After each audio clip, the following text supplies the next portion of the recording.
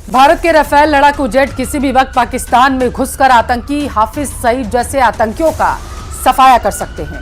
पाकिस्तान को जब से पता चला कि लश्कर-ए-तैयबा, जैश-ए-मोहम्मद जैसे आतंकी गुटों के अड्डे पर भारत भयानक हमला करने जा रहा है, उसके बाद से पूरे पाकिस्तान में कोहराम मच गया। अगले 24 घंटे में किसी भी वक्त पाकिस्तान के खिलाफ ऑपरेशन हो सकता है।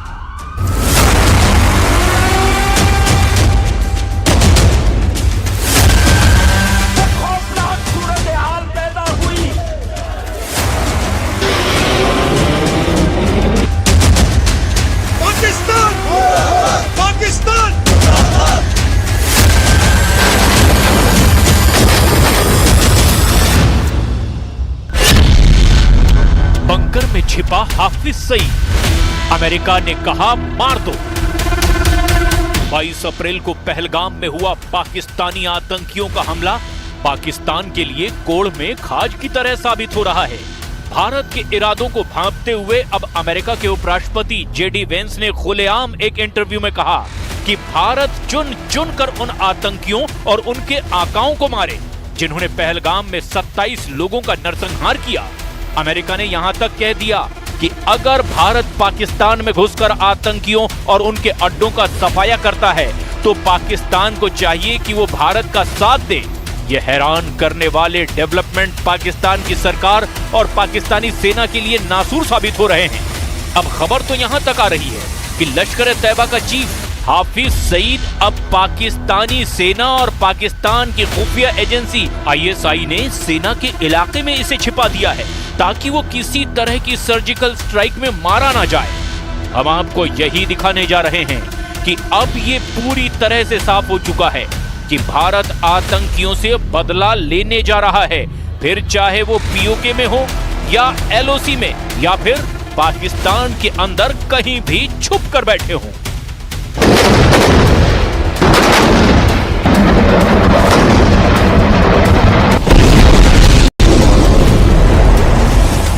बेशक पहलगाम हमले की जिम्मेदारी TRF ने ली हो, लेकिन इस हमले का पूरा प्लान पाकिस्तान में लश्कर के हेडक्वार्टर में बनाया गया। जो खबरें आ रही है उनके मुताबिक भारतीय सेना पाकिस्तान के खिलाफ तैयारियों में जुटी हुई है। जब भी अटैक होगा इतना घातक होगा कि पाकिस्तान की सेना की नींव हिला देगा। इसी बीच ये खबर भी सामने आ रही है कि 26/11 हमले के मास्टरमाइंड लश्कर-ए-तैयबा चीफ हाफिज सईद की सुरक्षा और बढ़ा दी गई है। पाकिस्तान की आर्मी से उसे 3 लेवल की सुरक्षा मिल रही है। ऐसे में बड़ा सवाल यह है कि आखिर हाफिज पाकिस्तान के लिए इतना अहम कैसे हो गया जो उसे इतनी कड़ी सुरक्षा मुहैया कराई जा रही है। दरअसल पाकिस्तान की सेना को यह डर सता रहा है कि पहलगाम हमले के बदले के रूप में भारत का टारगेट हाफिज सईद हो सकता है। पाकिस्तान को अब भारतीय हमले का खौफ। 1000 पाकिस्तानी मदरसे बंद। इस वक्त LOC से लेकर POK तक पाकिस्तानी सेना और आतंकी पूरी तरह से बौखलाए हुए हैं।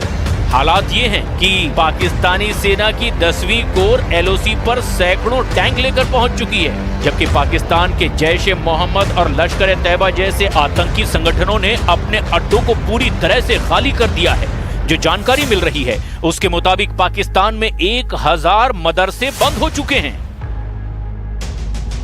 सूत्रों से मिली जानकारी के मुताबिक पाकिस्तान ने POK में अगले 10 दिनों के लिए सभी मदरसे और धार्मिक आयोजन बंद कर दिए हैं।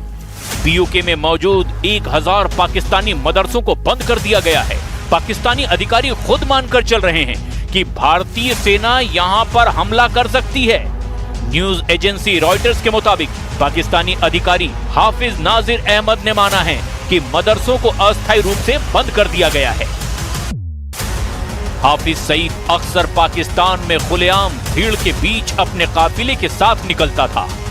उसको पाकिस्तान की सेना और खुफिया एजेंसियां सुरक्षा देती हैं, लेकिन उन्हें पता था कि पहलगाम हमले के बाद हालात ऐसे होंगे कि किसी तरह की सुरक्षा काम नहीं आएगी।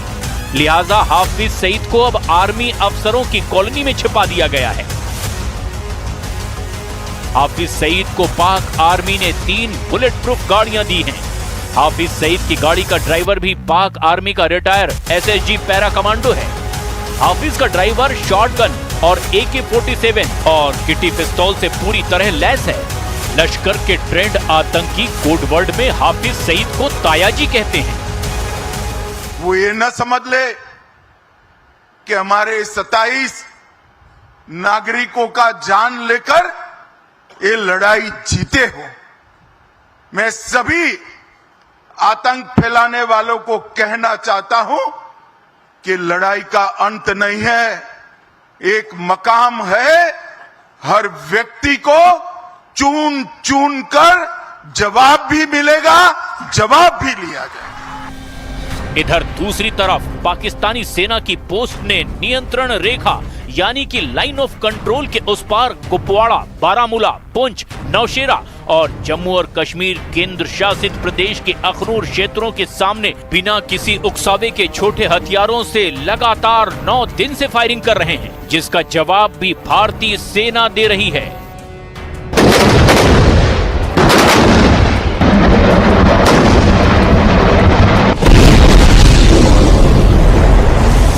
इधर दूसरी तरफ पहलगाम में जांच एजेंसियां अपनी पूरी क्षमता से इस आतंकी हमले की जांच में जुटी हुई है। उस पर अब बहुत बड़े खुलासे होने लगे हैं।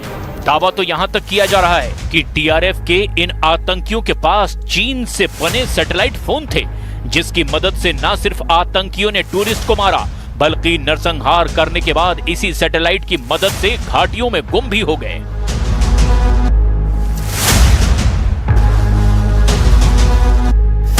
पहलगाम में हुए आतंकी हमले की जांच में कई खुलासे हुए हैं। NIA की जांच टीम इस बात पर ध्यान दे रही है कि आतंकी घाटी में कैसे घुसे और कैसे वहां से निकले भी। वो ये भी पता लगाने की कोशिश कर रहे हैं कि आतंकियों की किसने मदद की।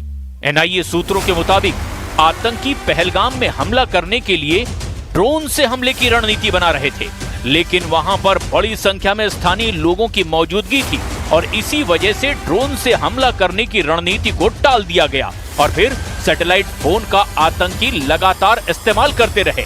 इसके अलावा भी सुरक्षित बचे लोगों और चश्मदीदों की गवाही ली जा रही है। कई बयान दर्ज किए गए हैं। सूत्रों के मुताबिक NIA की टीम कुछ स्थानीय फोटोग्राफरों से भी पूछताछ कर रही है। उनके पास या उनके फोन में जो भी वीडियो या फोटोग्राफ हैं, उनको भी जुटाने का काम किया जा रहा है। पहलगाम आतंकी हमले की प्लानिंग पाकिस्तान में बैठे आतंकी संगठन लश्कर-ए-तैयबा के आकाओं ने की। कश्मीर के बैसरन घाटी में खून खराबे के लिए उन्हें पाकिस्तान में ट्रेनिंग दी गई। जांच से पता चला कि आतंकवादी कोकरनाग के जंगलों में 20 से 22 घंटे पैदल चलकर आए थे। आतंकियों ने एक लोकल कश्मीरी और एक टूरिस्ट से मोबाइल फोन छीना था। हमले में 4 आतंकवादी शामिल थे, जिनमें 3 पाकिस्तानी और एक स्थानीय आदिल ठोकर हुसैन था। NIA के अधिकारी फॉरेंसिक एक्सपर्ट्स की मदद से पूरे बैसरन घाटी में सुरंग ढूंढ रहे हैं। जांच में पता चला कि आतंकियों ने AK-47 और M4 राइफल से गोली